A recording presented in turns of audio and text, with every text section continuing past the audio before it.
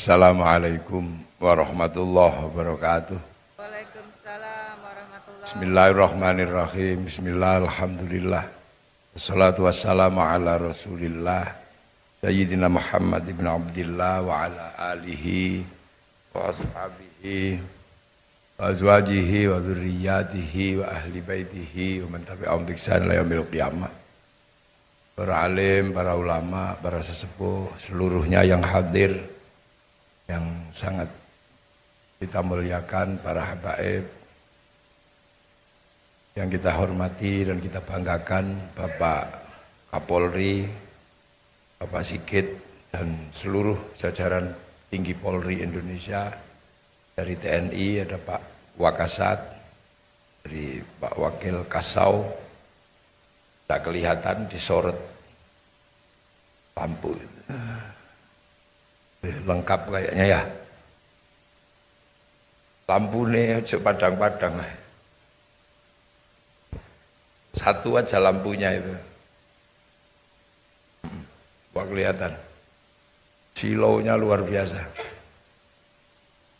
Pengurus organisasi Islam yang hadir dari PBNU, Pak Miftah Pakai, dari Muhammadiyah, dari organisasi yang lain yang saya hormati, jajaran kepolisian yang kita banggakan, para hadirin wal hadirat yang berbahagia, alhamdulillah ini sebuah peristiwa yang sangat membanggakan di mana Kepolisian Republik Indonesia ikut andil dalam peringatan yang hari ini lagi diramaikan oleh seluruh kaum muslimin, yaitu peringatan Maulidin Nabi Muhammad Sallallahu Alaihi Wasallam, untuk memperingati kelahiran Rasulullah. Ada satu hal yang harus selalu diingat tentang kehadiran seorang nabi. Jadi Nabi Muhammad ini adalah nabi terakhir. Dalam urutan nabi dan rasul ini nabi yang ke-25. Artinya sebelum Rasulullah sudah ada nabi-nabi yang sangat banyak. Ada nabi yang pertama namanya Nabi Adam. Kemudian ada Nabi Idris, ada Nabi Nuh, ada Nabi Hud, ada Nabi Soleh, ada Nabi Ibrahim, dan semua agama mengenalnya. Di dalam agama Nasrani juga dikenal, di dalam agama Yahudi juga dikenal, di dalam agama Islam juga dikenal. Dan mungkin ada satu nabi yang dikenal walaupun butuh penelitian, yaitu Nabi Ibrahim. Ini ada juga di dalam agama Hindu, walaupun butuh ilmu yang penelitian yang panjang. Kalau di dalam Nasrani ada Abraham, di dalam Islam ada Ibrahim. Nah, di dalam Hindu ini ada tokoh yang seperti Nabi Ibrahim, dikenal dengan nama Brahma. Kesamaannya ada pada istrinya. Kalau disebut Ibrahim itu istrinya Sarah, kalau disebut Abraham itu istrinya Sarah. Nah, kalau disebut Brahma itu istrinya Saraswati. Apakah ini tokoh yang sama? Wallahu a'lam. Akan tetapi sejarah Nabi dan Rasul dari zaman awal sampai zaman Nabi Muhammad itu cuma satu. Apa? Mengingatkan kepada manusia bahwa manusia akan kembali pulang. Seluruh Nabi semuanya itu yang diwasiatkan, bahwa mengingatkan karena manusia itu cepat atau lambat akan pulang. Pulang kemana? Pulang kembali ke kampung halaman. Ada yang menyebut surga, ada yang menyebut nirwana, ada yang menyebut jannah. Semuanya itu adalah tempat pulang karena semua manusia berasal dari sana. Jadi sesungguhnya para nabi itu tugasnya satu, mengingatkan kita bahwa kita ini pulang. Agar gak lupa bahwa ini hunian sementara. Karena manusia itu berangkat turun dari langit. Langitnya itu ya dia biasa disebut sebagai surga, turun dari surga. Ada yang menyebut Adam, ada yang menyebut Edom, ada yang menyebut Adam dan Hawa, ada yang menyebut Adam and Eve. Semuanya sebenarnya adalah bercerita tentang asal manusia itu dari kampung yang bukan di sini. Jadi manusia di sini termasuk pendatang. Dalam bahasa kekinian orang sering menyebutnya mungkin manusia inilah the real alien ini ya manusia. Jadi dia bukan makhluk sini. Semua agama mengajarkan bahwa manusia itu bukan makhluk dari sini. Yang asli dari sini itu ya ada sapi, ada kerbau, ada ayam, ada buaya, binatang-binatang yang lain. Tapi manusia bukan dari sini. Manusia dari langit. Nah, cepat atau lambat manusia akan kembali. Meninggal, dan meninggal itu pasti kembali ke kampung halaman. Itu tugas kenabian mengingatkan itu. Karena hampir seluruh manusia lupa kalau udah sampai sini. Pasti lupa, seolah-olah ini adalah perhentian terakhirnya. Semua lupa bahwa manusia akan dimintai pertanggungjawaban ketika kembali ke kampung halaman. Makanya manusia itu karena bukan penduduk asli bumi, makanya ketika lahir itu penyesuaiannya paling lama itu ya manusia. Karena bukan asli sini. Bebek itu asli sini, makanya begitu lahir dia langsung bisa berenang. Babi itu asli sini, begitu lahir langsung berlari, penyesuaiannya cepat. Tapi manusia bukan penduduk bumi, manusia penduduk langit, makanya kalau di sini penyesuaiannya lama. Kambing itu 9 bulan sudah gurih. Manusia 9 bulan belum bisa berbuat apa-apa, hanya tengkurap, melumah, telentang, tengkurap. Makanya di bawah langit dan di atas bumi tidak ada bayi yang lemahnya mengalahkan bayi manusia. Nggak ada. Karena dia bukan penduduk sini, jadi menyesuaikannya agak lama. Agak lama, dilatih ngomong, dilatih jalan. Tapi karena manusia itu takdirnya adalah penguasa, yang disebutkan ini ja'ilun fil ardi khalifah, takdirnya adalah pemimpin dan bukan penduduk sini, maka begitu dia besar, kuatnya luar biasa. Gak ada yang bisa mengalahkan manusia, semua bisa dipimpin. Makanya dimanapun kalau sudah manusia datang, dia yang akan berkuasa. Burung sehebat apapun dia terbang, masih kalah sama manusia. Mulai ditembak, dipulut, dijaring pasti kena. Ikan seberapapun kekuatan dia berenang, kalau kena manusia pasti kalah. Dijaring, diputas, bahkan mungkin disetrum, kalah. Angkasa dibikinkan pesawat, lautan dibikinkan kapal, menangan. Manusia paling menangan di sini. Dan manusia kalau dilihat dari kecil, kita bisa memahami betapa lemahnya dia. Kecil itu dikasih minum susu, keras dikit minumnya, keselak kalau orang Jawa bilang, tersedak. Susu yang demikian halus ketika waktu kecil agak keras, dia tersedak. Tapi kalau sudah besar, apapun masuk. Jangankan susu, minuman keras masuk. Kecil itu dikasih makan pisang, gede dikit melet-melet sudah.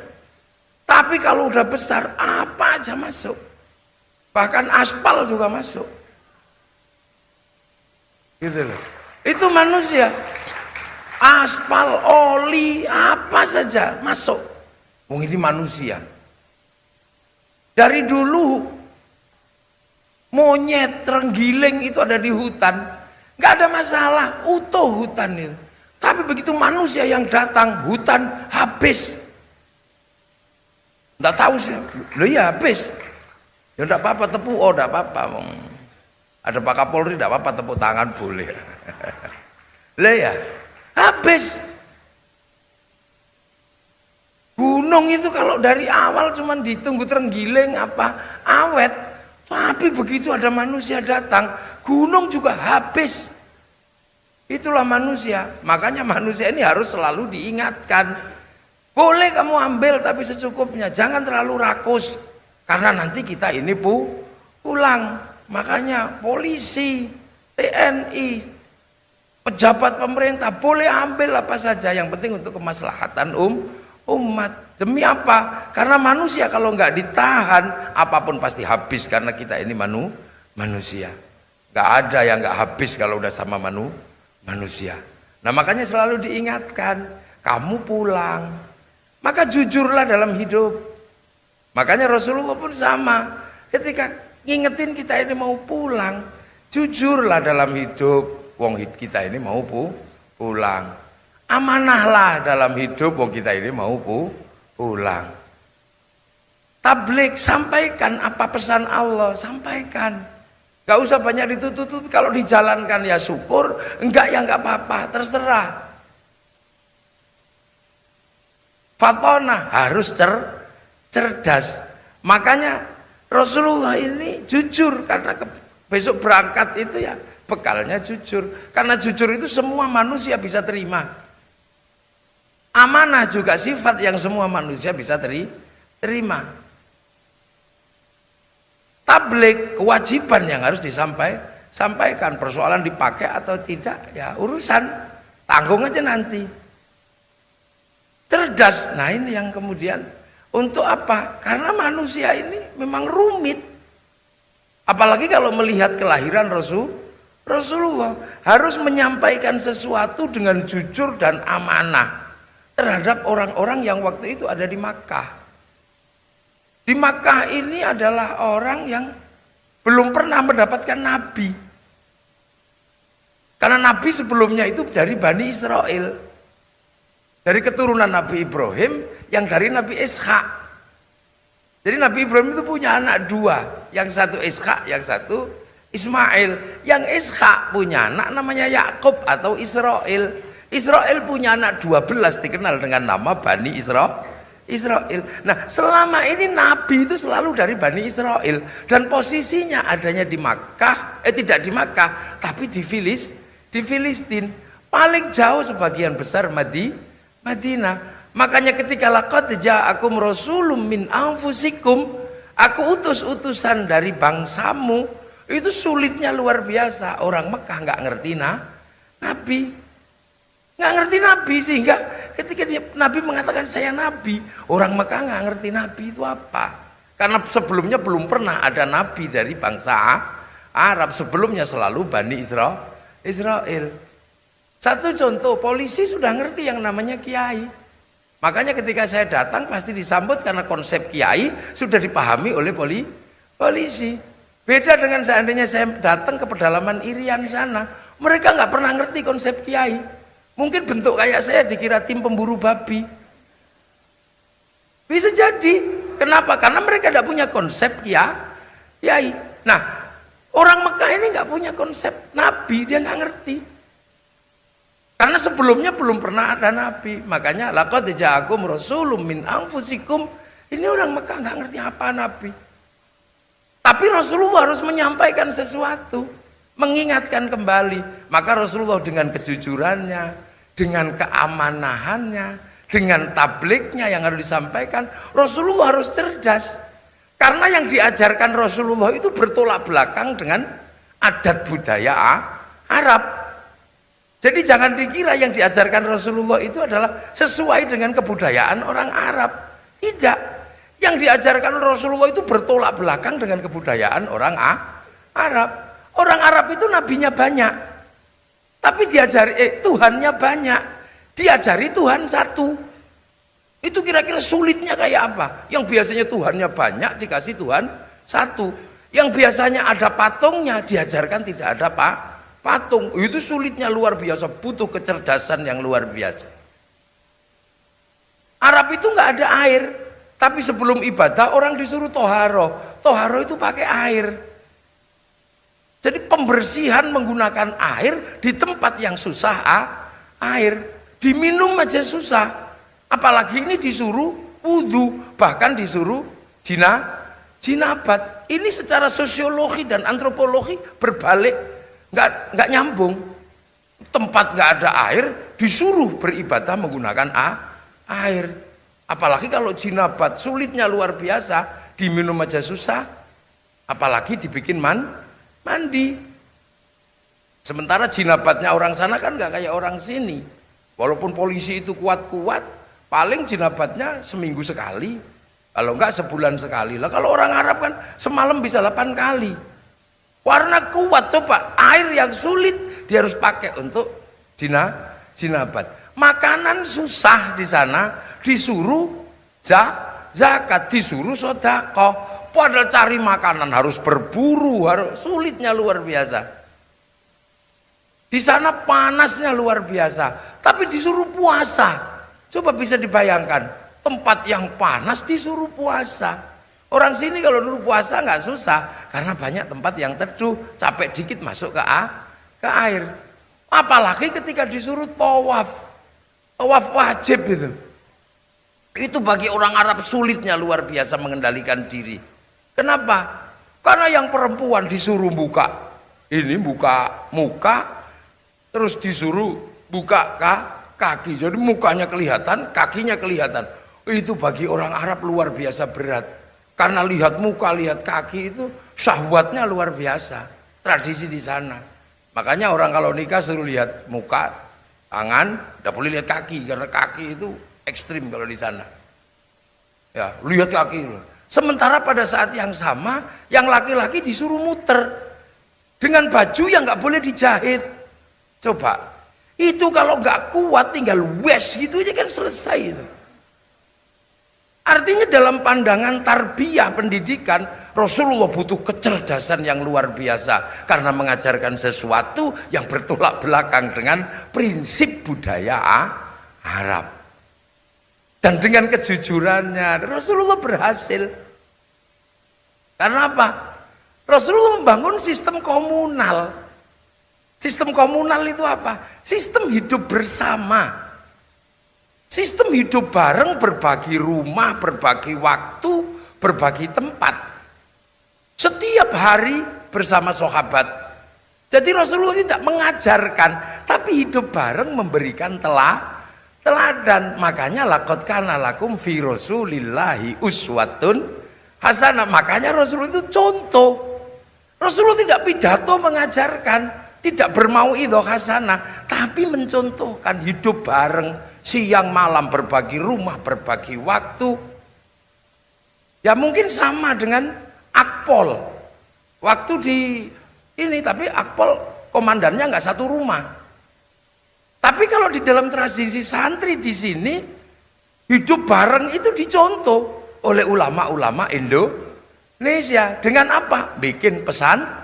Pesantren itu pola hidup bareng, makan, minum bareng, komunal bersama santri dan kiainya. Makanya hadis itu dekat. Amarona Rasulullah sallallahu alaihi wasallam, aku disuruh sama Rasul, berarti dekat. Nahana Rasulullah sallallahu alaihi wasallam, berarti aku dicegah, berarti nggak jauh. Kunna ma'a Rasulullah sallallahu alaihi wasallam naf'alu, aku bersama Rasul jalanin, berarti nggak jauh. Ro'a itu Rasulullah SAW yaf'alu, aku melihat Rasulullah menjalankan. Sami itu aku mendengar. Yang agak jauh paling hadasana atau akhbaronana. Pola komunal itu ada hari ini dicontoh oleh orang Indonesia. Sistem komunal bagaimana Rasul hidup bersama. Makanya kemudian bukan sesuatu yang aneh. Kalau kemudian sistem penteladanan di Indonesia dengan dinamikanya menghasilkan sesuatu yang luar biasa. Apa? Setelah Islam ditinggal oleh Rasulullah, ada yang bergerak ke Eropa, bahkan dipimpin Panglima Perang Tariq bin Ziyad. Ada yang bergerak ke Rusia, ada yang bergerak ke Cina, bahkan dipimpin oleh sahabat Sa'ad bin Abi Waqqas. Ada yang ke Afrika, tapi hampir semua pergerakan itu berhenti. Tapi yang bergerak ke sini tumbuh subur menjadi sebuah kekuatan terbesar di dunia. Orang sholat paling banyak di Indonesia, orang haji paling banyak di Indonesia, bahkan antriannya sampai 50 tahun. Orang hafal Quran adalah banyaknya orang Indonesia. Bahkan saya belum pernah kebayang ada korek dari kepolisian sama persis dengan korek-korek standar internasional. Ini sesuatu yang nggak kebayang sebelumnya. Biasanya saya ketemu kalau korek polisi itu jelek. Ini tadi bagus, standar sudah. Lo artinya ini sampai terbanyak di sini. Jadi sesuatu yang sulit sekali diajarkan oleh Rasulullah bisa. Dan itu bergerak terus ke seluruh dunia. Makanya kita ini selalu diingetin bahwa Rasulullah itu orang Mekah, gitu lah. Rasulullah itu di Mekah. Kalau dalam bahasa anak kecil kan ada lagu Kanjeng Nabi Muhammad lahir di kota Mekah di hari Senin bulan Maulid tahun gajah. Kita selalu diingatkan itu bahwa Rasul itu orang Mekah, bukan orang Indonesia. Makanya sahabat pun itu orang Mekah, orang Arab. Gak ada sahabat kok namanya Joni, itu gak ada. Sahabat pasti Abu Bakar, Umar, Utsman karena orang sana. Artinya ketika kemudian Islam itu bergerak sampai sini, ini adalah sesuatu yang pasti melewati liku-liku. Pasti melewati liku-liku lah. Makanya agar kita ini gak mudah lupa, kita ini selalu bikin peringatan agar selalu bisa menteladani Rasul. Makanya orang Indonesia ini kalau sudah bicara peringatan gak ada habisnya. Akhirnya selalu peringatan, gak ada habisnya. Kita itu sebulan yang lalu belum selesai namanya peringatan Hijriyah. Ini sudah mulutan. Besok sebulan lagi Rojabi naiknya Kanjeng Nabi Isra diperingati. Nanti sebentar lagi ruwahan pondok pesantren haflah. Habis itu nanti sebulan penuh nuzulul Quran posonan. Habis itu nanti sebulan penuh halal terus tidak pernah berhenti. Akhirnya orang Indonesia ini nggak pernah hilang ingatan. Nggak pernah hilang ingatan karena selalu dibikin ingat. Makanya banyak sekali yang akhirnya lama-lama hilang ingatan. Karena apa? Jarang melakukan peringatan. Nah kita ini peringatan terus. Sehingga kita nggak pernah lupa bagaimana sampai ke sana, ada sampai ke sini. Dan ini pasti ada peran para ulama. Dan bangsa yang paling mengikuti sunnah itu bangsa Indonesia. Iya, bangsa yang paling mengikuti sunnah dan bangsa yang paling mengikuti teladan Rasulullah itu ya bangsa Indonesia. Dan itu nggak main-main. Sikap penteladanannya bukan personal, tapi penteladanan hidup dalam berbangsa dan bernegara. Itu cuman Indonesia. Kenapa? Ketika Islam datang ke sini, Islam nggak marah-marah, nggak pakai kekuatan seperti di India, tidak pakai apa. Tapi ketika melihat bangsa yang sangat maju di sini, karena waktu itu ini sudah kerajaan besar, ada Singasari, ada Majapahit, ada Palembang. Kita bukan bangsa yang kecil. Ketika Islam datang ke sini, kita ini bangsa besar. Bangsa yang sudah pernah menaklukkan bangsa terkuat di dunia. Bangsa Eropa pernah ditaklukkan Mongolia.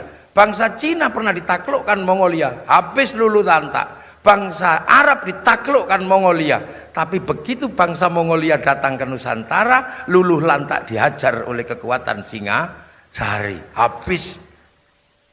Makanya TNI Polri punya tanggung jawab besar ini. Untuk mengulang kembali bahwa kita pernah menjadi bangsa yang kuat, bukan bangsa yang dikalahkan. Dan kita punya bibit itu. Nah itu ketika datang, di sini sudah ada Bhinneka Tunggal Ika. Maka yang paling dipikirkan oleh para ulama waktu itu adalah bagaimana Islam ini menjadi sesuatu yang tidak merusak sistem yang sudah ada. Dan sistem yang paling berat adalah sistem hidup bersama. Makanya ketika para wali datang ke Indonesia, para wali ini datang ke sini yang dilihat cuma satu, bagaimana bangsa ini terus berjalan, tapi Islam mewarnai dan menjadi kekuatan baru. Maka itulah ketika di sini ada Bhinneka Tunggal Ika, berbeda-beda tetapi tetap satu jua, yang dipakai oleh para ulama adalah apa yang disampaikan oleh Rasulullah tentang kullukum ra'in wa kullukum mas'ulun an ra'iyati. Kalian semua adalah pemimpin yang harus hidup saling bertanggung jawab antara yang mimpin dan yang dipimpin. Akhirnya konsep hidup bersama, berbeda suku, bangsa dan agama menjadi satu yang saling bertanggung jawab, namanya ra'iyah, diterapkan di Indonesia. Lahirlah konsep ra'iyah yang diserap ke bahasa Indonesia menjadi rakyat. Jadi rakyat ini bukan people. Kalau people itu vox populi vox dei. Begitu dia suara mayoritas, dia menjadi diktator.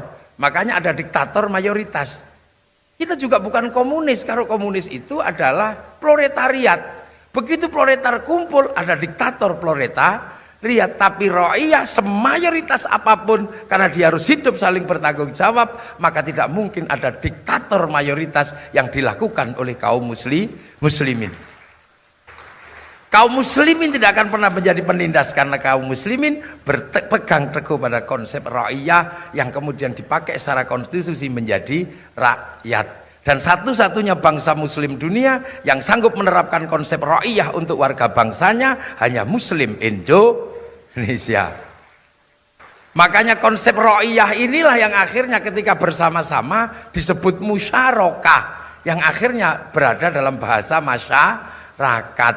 Kalau berbeda faham, wasyawirhum fil amri, lahir konsep musyawarah. Dan akhirnya teritori yang pernah dibangun oleh para wali namanya wilayah. Yang akhirnya wilayah itu berubah menjadi negara kesatuan Republik Indonesia. Makanya santri penerus para wali pasti NKRI harga mati. Nah sekarang masalahnya adalah satu. Bagaimana sikap mencontoh, menyatukan bangsa yang berbeda-beda ini harus tetap dipertahankan. Makanya watak komunalnya masyarakat Islam di Indonesia yang hari ini sebagian besar diwakili oleh kaum-kaum tradisional itu selalu menjaga persatuan. Selalu menjaga persatuan.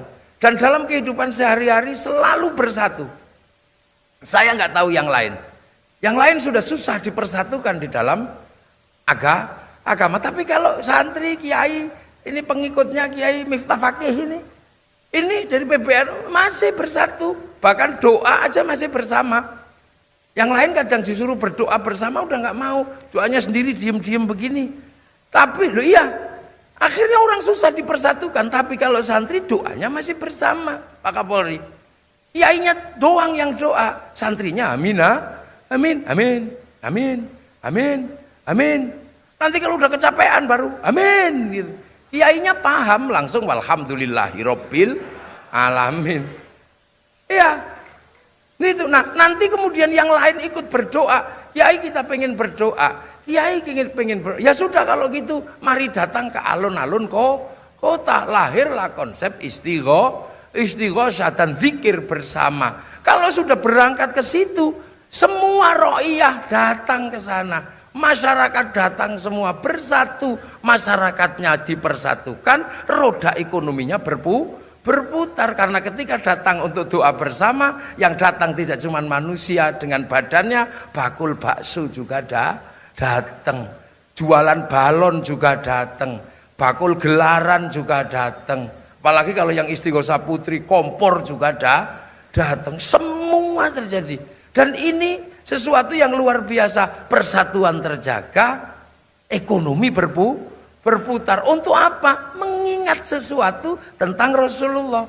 Akhirnya forum-forum terbuka di mana-mana dan kiainya bisa menjelaskan di situ apa kebutuhan bangsa dan negara. Ketika bangsa diancam teroris, semua kiai ngomong terorisme. Ketika bangsa diancam oleh kekuatan apa, kiai ngomong apa. Ketika bangsa diancam oleh corona, kiai ngomong corona semua. Nggak ada satupun yang nggak ngomong.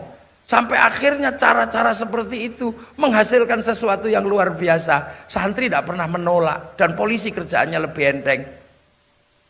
Nggak usah sholawatan, berhenti semua. Tip. Yang lain masih ngeyel. Ini kalau enggak, kalau santri tetap udah diem. Ya udah, nggak boleh jumatan. Ya udah, nggak boleh pengajian. Ya udah, nggak boleh khol. Ya udah. Apa aja diem. Karena apa? Forumnya masih cukup banyak untuk melakukan pembelajaran dan edukasi. Sholawat. Yang lain sudah nggak mau, kadang sholawat malah disebut bid'ah, Tapi kalau santri, sholawat masih menghasilkan kebersamaan, menjaga kebersamaan. Berangkat semua ke alun-alun, akhirnya ada Jabodetabek bersolawat, Jateng bersolawat, Jabar bersolawat. Kalau sudah seperti itu, apa yang nggak terserap? Tenda terserap, sound system terserap, printer terserap, orang jual spanduk terserap, jual bendera terserap, sampai gagang pancing laku untuk gini-gini. Ini luar biasa, dan kiainya bisa ngomongin edukasi umat. Kalau yang datang kok misalnya Habib Syekh kain putih laku semua, bil gini-gini. Kalau ada yang datang dari Jawa itu mafia sholawat kain hitam laku semua. Semua berputar. Dan selalu dijaga kebersamaan ini. Termasuk orang meninggal.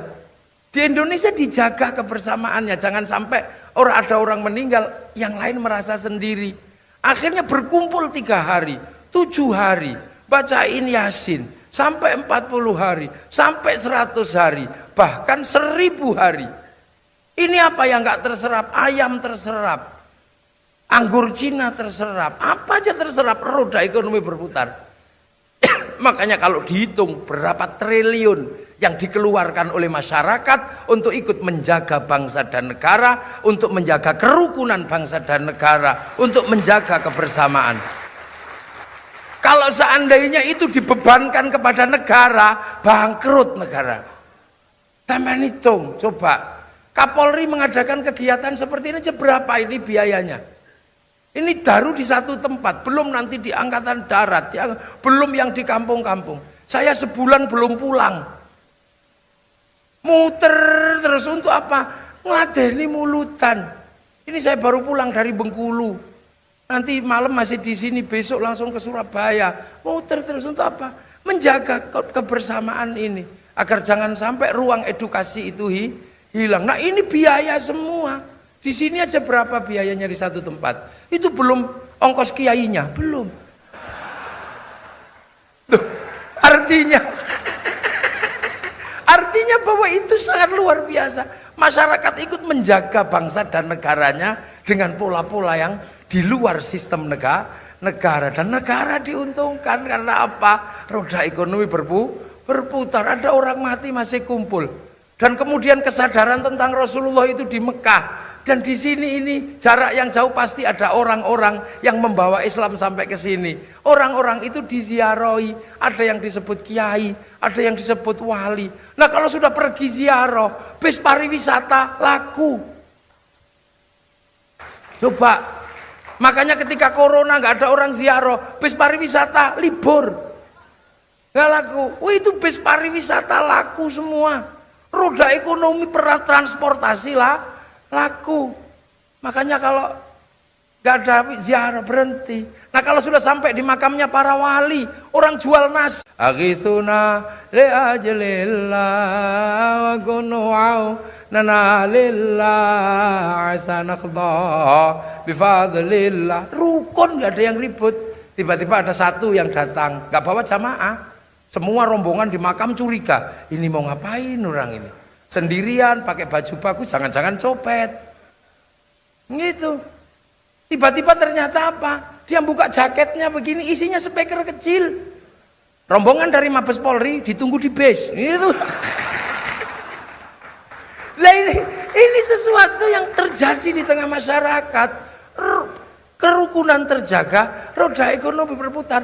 Tapi ini semua dibiayai oleh masyarakat sendiri. Makanya jangan heran kalau di Indonesia Islamnya kuat. Karena apa? Kebutuhan mengingat penteladanan Rasulullah tidak pernah dibebankan ke siapapun, tapi dibebankan kepada masyarakat sendiri. Dan itu bagian dari ibadah Indonesia. Ini saya nggak bayangin kalau itu dibebankan negara. Makanya negara itu diuntungkan luar biasa dengan cara penteladanan orang kampung. Ya, diteladani. Makanya kadang sekali-sekali karena ini meringankan beban polisi, meringankan beban TNI. Ya kalau ada yang begitu-begitu ya mohon dibantuin gitu. Sekali cara bantunya gampang. Kalau misalnya ada ziarah, kok terus sopir bisnya nggak punya SIM, ya sudah, nggak apa-apa untuk ziarah. Itu nggak apa-apa, misalnya begitu. Contoh aja misalnya. Ya gitu, oh nggak mau ziarah, nggak punya helm, ya sudah beliin helm, nggak apa-apa, udah lewat sana, nggak apa-apa, kan gitu. Ini saling melengkapi karena negara ini itu. Dan di Indonesia ada mekanisme yang luar biasa. Apa? Mekanisme agama dan kontrol. Orang kalau sudah ngomong agama, nggak ada yang bisa ngontrol karena pasti mewakili Nabi dan mewakili itu Tuhan. Tapi di Indonesia orang ngomong agama dikontrol oleh gerakan orang tua. Caranya seperti apa? Kiai dibagi dua. Ada kiai sakti dan kiai kurang sakti. Kalau saya Kiai Gus Nuril itu nggak sakti itu. Jadi kalau ngaji bisa diinterupsi itu Pak Kapolri. Interupsi Gus waktu habis itu bisa. Mau ada kegiatan, ya nggak apa-apa. Tapi ada kiai yang nggak bisa dikontrol dan nggak ada orang berani. Siapa? Khotib Jumat. Itu nggak ada orang berani kalau sudah khutbah. Siapa yang berani khotib? Nggak ada orang berani khotib. Karena kalau sudah ittaqullah nggak ada. Interupsi tip nggak berani. Makanya agar orang-orang dengan kekuatan agama berbicara agama yang absolut seperti ini tidak ngawur, oleh yang tua-tua dikasih tongkat waktu itu, dikasih tongkat dan disuruh baca teks, sehingga kalau mau gini-gini khawatir tongkatnya jatuh, mau gini-gini khawatir teksnya hilang ketiup kipas angin, akhirnya kalau ada tongkatnya ya santun ittaqullah ittaqullah ittaqullah, kan mau gini-gini takut tongkatnya jatuh. Tapi begitu kemudian ada gerakan tongkat hilang dan tek hilang, ya sudah, akhirnya kemudian Kanjuruhan mau keluar. Apa coba? Oh, Kapolri, saudara Jokowi keluar semua. Dan itu biasanya tongkatnya nggak ada. Lihat aja. Loh, ini kan sebuah konstruksi berpikir tentang bagaimana menjaga Islam di Indonesia. Akhirnya terjaga semua seperti ini. Dari cita-cita ra'iyah, cita-cita musyarakah, cita-cita musyawarah menjadi NKRI terjaga. Tinggal TNI Polri yang menjaga, santri menjalankan amanah, menjaga kebersamaan dan memutar roda ekonomi agar bangsa tegak dan hidup secara bersama-sama dalam persatuan. Nah, inilah yang kadang orang nggak lihat. Pola-pola seperti ini menghasilkan sesuatu yang bangsa lain nggak bisa. Apa? Bangsa Arab itu satu bangsa, pecah jadi puluhan negara. Eropa satu bangsa, pecah puluhan negara. Cina satu bangsa, pecah puluhan negara. Tapi kita puluhan bangsa dan suku, agama mampu bersatu dalam satu negara kesatuan Republik Indonesia. Ini sebuah prestasi yang luar biasa. Makanya Islam di Indonesia menjadi Islam yang paling damai, paling ramah, paling menyenangkan dan riang gembira. Di Mesir sudah ribut, di Libya ribut, di sana ribut, bahkan di Afghanistan urusan jenggot aja tembak-tembakan. Di sini beres. Karena apa? Cerdas orang sini. Dulu para ulama datang, Pak Kapolri pakai jubah. Sama beliau-beliau orang yang dari para habaib pakai jubah. Dulu para wali datang juga pakai jubah. Tapi orang sini cerdas, ketika jubah dipakai sebagai baju syar'i, nggak bisa dipakai untuk nanam padi. Gak bisa dipakai untuk manjat pohon. Ini akhirnya para ulama dengan kecerdasannya baju syar'i dipotong. Potongan syar'i namanya syar'un. Karena orang sini gak punya huruf ain, punyanya mogo potongo, maka syar'un jadi sarung. Saruan jadi sarungan. Makanya orang Indonesia gak perlu lagi ribut isbal tentang celana cingkrang atau tidak. Maka polisi-polisi nggak usah ribut tentang cinta sunnah harus cingkrang atau enggak, pakai sarung kalau sholat aman. Kalau Anda pengen cingkrang, linting yang tinggi. Kalau mau yang turun diturunkan ke bawah, aman sudah. Ini cerdas namanya. Itu. Dan sistem peringatan-peringatan ini insya Allah Pak Kapolri akan selalu menghantarkan kepada persatuan. Makanya kiai-kiai ngotot, udahlah dibilang bid'ah juga nggak apa-apa, mulutan bid'ah nggak apa-apa. Ini bangsa kami menjaga kebersamaan, memutar roda ekonomi. Kalau ini dibebankan negara, beratnya luar biasa. Sudahlah, ini biar menjadi pekerjaan kiai, menjadi pekerjaan ulama. Ya sudah, kiai datang ke sana ke sini, walaupun nggak pernah ketemu anak, nggak pernah ketemu istri, nggak apa-apa. Makanya kadang kiai itu istrinya di sana karena nggak pernah ketemu. Anak nggak ketemu. Jadi lah ini saya itu kadang ngitung ini berapa triliun yang diputar sepanjang tahun ini. Kalau sistem itu dibebankan negara, enggak, saya khawatir yang itu tadi penambahan 3 triliun itu habis dalam 1 tahun. Luar biasa. Nah, ini caranya orang Indonesia. Maka alhamdulillah kalau hari ini ada sesuatu yang bisa dilakukan oleh Pak Kapolri dengan bikin peringatan Maulid Nabi, artinya kita bisa saling mengingatkan amma ba'du. Ya, ini baru muqaddimah saya. Loh, saya belum mulai ngaji. Wong ngaji itu kan amma ba'du. Kalau pembukaan selesai, saya tadi udah sama Ba'du belum? Ya ini baru mukadimah Pak, sedikit.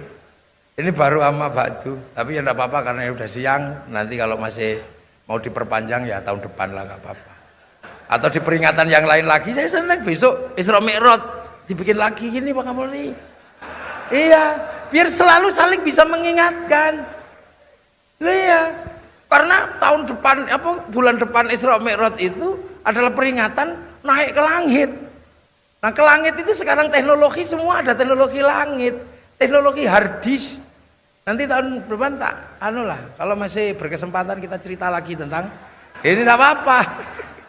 Lah itu daripada itu bebannya terus di masyarakat, kan mending polisi juga punya beban anggaran untuk bikin kerukunan dan menjaga roda ekonomi berputar. Mosok dibebankan ke masyarakat terus, ya sekali-sekali polisi juga bikin peringatan. Iyalah, istana sudah peringatan. Kalau polisi itu setiap bulan ada peringatan, gampang ingat. Tapi karena setahun sekali, jadi habis dikasih peringatan lupa sebagai manusia akan kembali kepada Allah. Makanya gini ya sudah, kiri kanan sampai Pak Kapolri harus bikin ayaan. Tapi kalau sering pengajian nggak perlu ayaan, terayak dengan sendirinya Pak Kapolri ya. Oke. Semoga semua dalam ridha Allah dan ada manfaatnya, dan kita doakan Pak Kapolri diberi kekuatan yang luar biasa situasi seperti ini. Polisi diberi kekuatan. Saya nggak bayangkan kalau saya itu polisi, pasti nggak berani keluar hari ini. Saya nggak ada benernya. Tapi Pak Kapolri hebat. Sekali-sekalinya Kapolri yang berani ngambil resiko bersih beliau hebat. Top. Kalau seandainya jari 4 saya itu bisa tak bikin begini, saya begini. Tapi berhubung cuma 2 ya, top. Luar biasa. Saya itu nggak kebayang Pak Kapolri. Waduh, bersih ya, luar biasa susahnya hari ini bersih pertupi-tupi, aduh, top. Makanya saya itu setiap malam sama anak-anak, yuk rakitang Fatihah, rong Fatihah, kirim untuk institusi Polri kita agar kuat menghadapi situasi seperti ini. Oke. Wallahul muwaffiq ila aqwamit thoriq. Assalamualaikum warahmatullahi wabarakatuh.